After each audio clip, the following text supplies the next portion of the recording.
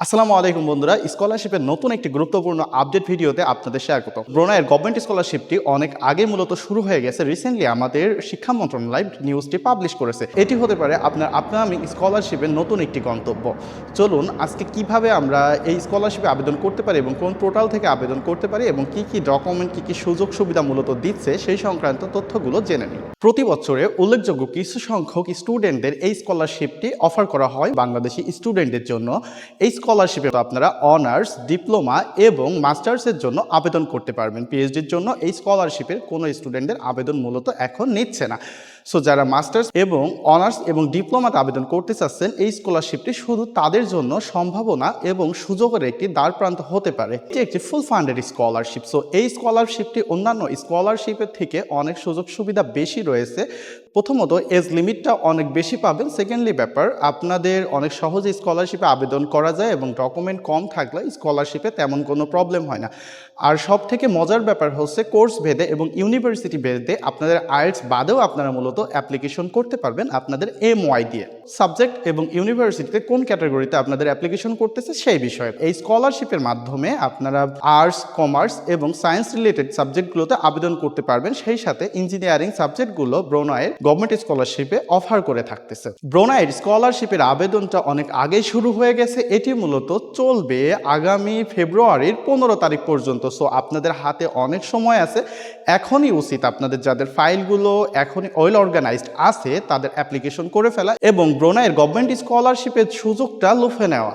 ব্রুনাইয়ের মূলত 5টি বিশ্ববিদ্যালয় থেকে স্কলারশিপের জন্য অফার করে থাকে। আপনারা হয়তো আমার স্ক্রিনে দেখতে পাচ্ছেন কোন কোন 5টি ইউনিভার্সিটি ব্রুনাইয়ের গভর্নমেন্ট স্কলারশিপটি অফার করে থাকে। আপনারা সহজেই এই পোর্টালে যাবার পর স্কলারশিপের সমস্ত তথ্য পেয়ে যাবেন এবং আপনার প্রেফারেবল সাবজেক্টটিতে আপনারা অ্যাপ্লিকেশন করতে পারবেন। এবার আসুন এই স্কলারশিপটি কেন আপনার জন্য তার সুযোগ সুবিধা নিয়ে কথা বলি। এই স্কলারশিপটি মূলত ফুল ফান্ডেড একটি স্কলারশিপ। ফুল ফান্ডেড স্কলারশিপ মানে অবশ্যই আপনার টিউশন ফিটা পুরোপুরি ফ্রি, সাথে আপনার অ্যাকোমোডেশন বা তার আবাসন ব্যবস্থাটাও টোটালি ফ্রি। চলুন এবার একটি মজার বিষয় নিয়ে আলোচনা করা যাক। যে সকল ভাইরা বা আপুরা মূলত এখন বিবাহিত, আপনাদের স্পাউসকে মূলত আপনারা ব্রুনাইয়ে নিয়ে যেতে চাচ্ছেন আপনাদের পড়াশোনা চলাকালীন, সেই ক্ষেত্রে আপনাদের কি হতে পারে, আপনারা মূলত আপনাদের ওয়াইফকে বা আপনাদের স্পাউসকে সাথে নিয়ে যেতে পারবেন না। পরবর্তীতে ব্রুনাইয়ের গভর্নমেন্ট স্কলারশিপের অথরিটির সাথে কথা বলে আপনারা নিজ খরচে এবং নিজ আবাসন ব্যবস্থাতে নিয়ে যেতে পারবেন। এবার আসুন যে অসুবিধাটা মূলত আমাদের হয়ে থাকে, এই স্কলারশিপধারী প্রত্যেকটা স্টুডেন্টের হেলথ ইন্স্যুরেন্স এবং আপনার যেই ট্রাভেল ইন্স্যুরেন্সটি লাগবে এটি আপনাকেই করা লাগবে। ইতিমধ্যে আমি আপনাদের বলছি সব কিছু ফ্রি, তাহলে কেন এই দুইটা লাগতেছে? মূলত তারা হেলথের জন্য সমস্ত দায়ভার নিবে, বাট আপনাদের যে মেডিকেল টেস্টটি আছে সেই মেডিকেল টেস্টটি আপনাদের করা লাগবে। ইভেন আপনার যে ট্রাভেল ইন্স্যুরেন্সটা আছে ইন্স্যুরেন্সটা করা লাগতেছে। সো স্কলারশিপের দিকে চিন্তা করলে এটি মূলত খুবই সামান্য একটা টাকা। আমার মনে হয় না যে এই অসুবিধাটা প্রত্যেকটা স্টুডেন্টের ক্ষেত্রে বড় ধরনের কোনো ইফেক্ট কাজ করবে। পাশাপাশি প্রতি বছরে ব্রুনাই গভর্নমেন্ট স্কলারশিপধারী স্টুডেন্টদের মূলত তারা একটি ইনফরমেশন পিন করে রাখে। সেটি হচ্ছে যখন আপনি আপকামিং ব্রুনাইয়ে যাবেন তখন অবশ্যই 1 মাসের খরচ আপনারা নিয়ে যাওয়াটাই বেটার।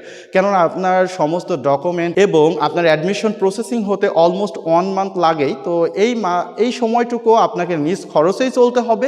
যখন আপনার সমস্ত কার্যক্রম শেষ হবে তখন থেকে আপনি আপনার স্টাইপেন্ডটি কালেক্ট করতে পারবেন। সেই ক্ষেত্রে আপনার 1 মান্থের পুরো খরচ নিয়ে যাওয়া বাংলাদেশ থেকে উচিত। আর এটি অবশ্য তেমন একটা বেশি টাকা না। বর্তমানে যারা গভর্নমেন্ট স্কলারশিপধারী আছেন বা গভর্নমেন্ট স্কলারশিপ নিয়ে চিন্তা করতেছেন, হাতে 50 থেকে 1 লাখ টাকা নিয়ে যাওয়া আহামরি কোনো কষ্টের বিষয় বলে আমি হোসেন মনে করি না। ওকে, এবার আসুন সব থেকে ইম্পর্টেন্ট পার্টটা নিয়ে, আপনাদের কি ডকুমেন্ট ব্রুনাই স্কলারশিপের জন্য লেগে থাকবে। ব্রুনাই স্কলারশিপের জন্য প্রথম যেটি হচ্ছে আপনাকে অবশ্যই বাংলাদেশের নাগরিক হতে হবে। সেই সাথে আপনার পাসপোর্ট, NID বা বার্থ সার্টিফিকেটের ইংলিশ ভার্সন দিয়ে অ্যাপ্লিকেশন করতে হবে। পরবর্তী যে রিকোয়ারমেন্টটি আপনাদের লাগছে এজগত রিকোয়ারমেন্ট। ফার্স্ট অফ অল যারা আপনারা ব্যাচেলর প্রোগ্রামের জন্য আবেদন করতে চান তাদের এজটা থাকতেছে 25 বছর এবং যারা মাস্টার্স প্রোগ্রামের জন্য আবেদন করতে চান তাদের 35 বছর বয়সের মধ্যেই হলে হচ্ছে। সো এখানে এজ গ্যাপের অনেক বড় একটা কারসাজি আছে। সো আপনাদের যাদের ইতিমধ্যে অনেক এজ গ্যাপ আছে তারা মূলত স্কলারশিপের জন্য আবেদন করতে পারবেন। বিশেষ করে মাস্টার্স প্রোগ্রামের জন্য সময়টা অনেক বেশি। আর যারা ব্যাচেলর প্রোগ্রামের কথা বলতেছেন তাদের হাতেও মূলত অনেক মোটামুটি সময় আছে, যাদের অলরেডি এজ গ্যাপ হয়ে গেছে তারা টেনশন করতেছেন, তারা এই স্কলারশিপটিতে আবেদন করতে পারেন। এবার আসুন আমাদের সব থেকে ভয়ের বিষয়টা নিয়ে কথা বলি, প্রফেন্সি। সো স্কলারশিপের বিভিন্ন ইউনিভার্সিটি আছে, এখানে 5টি ইউনিভার্সিটি মূলত আপনারা দেখতে পাবেন, সেই 5টি ইউনিভার্সিটিতে বিভিন্ন সাবজেক্ট আছে। সো আপনার প্রফেন্সিটা মূলত সেই ইউনিভার্সিটি সাবজেক্ট এবং ইউনিভার্সিটির উপরে ডিপেন্ড করবে। যদি আপনার আইএলটিএস না থাকে আপনি এমওয়াই দিয়ে সহজে অ্যাপ্লিকেশন করতে পারবেন, আর বাংলাদেশ থেকে এমওয়াই নেওয়াটা খুবই সহজ। এটি আপনার ইউনিভার্সিটি থেকে বা আপনার কলেজ থেকে আপনি কালেক্ট করতে পারবেন। সো প্রফেন্সি অলরেডি যাদের আছে তাদের জন্য অবশ্যই একটি বড় সুযোগ ব্রুনাই গভর্নমেন্ট স্কলারশিপটি।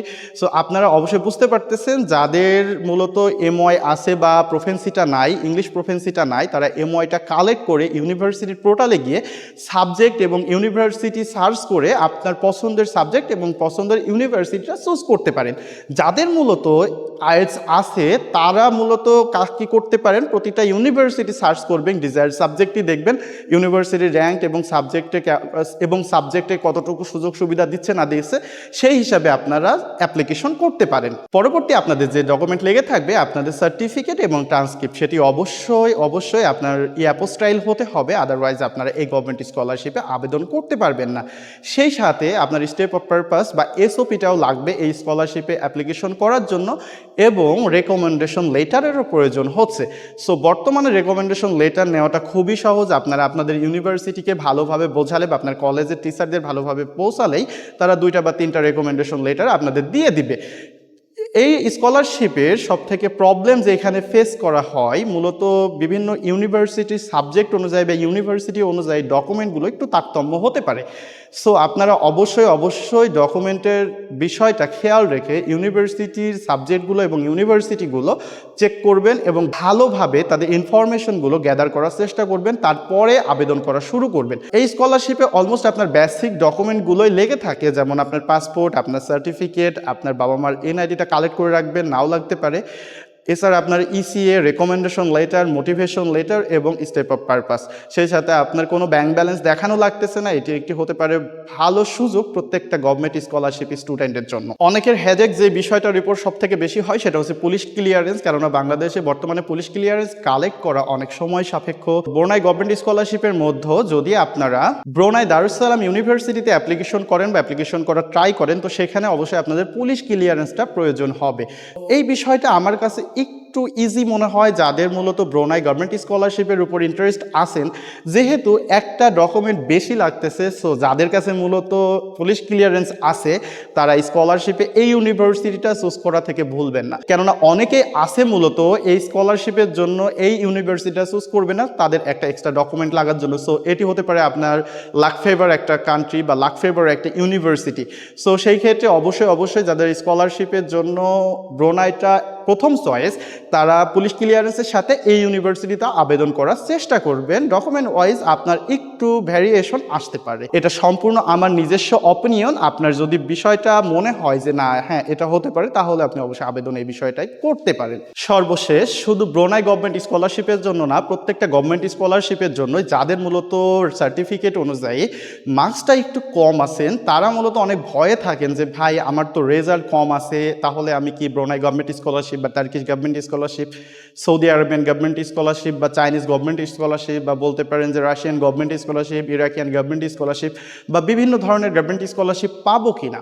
সো এখানেই মূলত হচ্ছে খেলা। আপনারা যদি আপনাদের কম জিপিএর ডকুমেন্ট সুন্দরভাবে উপস্থাপন করতে পারেন এবং সঠিকভাবে সাবমিট করতে পারেন, অবশ্যই আপনি স্কলারশিপটি পাবেন। আমি গত বছরে আপনার অভিজ্ঞতা থেকে বলতেছি, আমার এক স্টুডেন্টের মূলত সার্টিফিকেট অনুযায়ী ছিল 3 পয়েন্ট সামথিং এবং তার এজ গ্যাপটাও ছিল অনেক, তারপরেও সে ইরাকিয়ান গভর্নমেন্ট স্কলারশিপটি গ্র্যাব করতে পারছে। একমাত্রই কারণ হচ্ছে তার অনুশীলন এবং সঠিকভাবে অ্যাপ্লিকেশন করা।